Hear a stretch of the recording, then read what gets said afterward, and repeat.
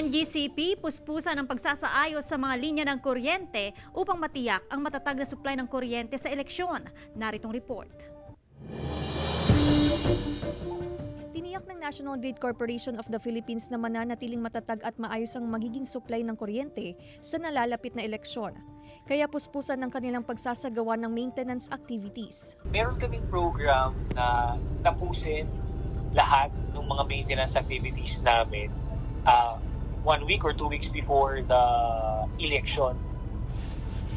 Kino-complete namin lahat ng mga activities natin para matiyak na walang mangyayaring transmission-related unscheduled power interruption.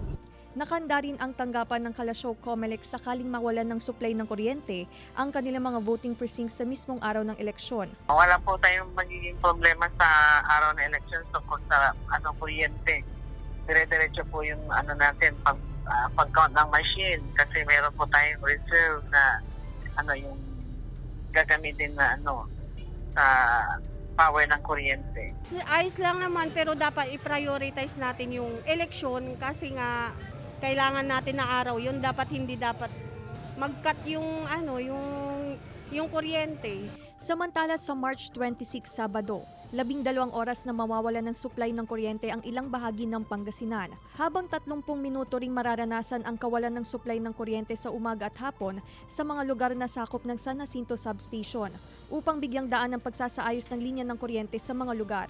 Claire Lacanilaw, Balitang Amyanan.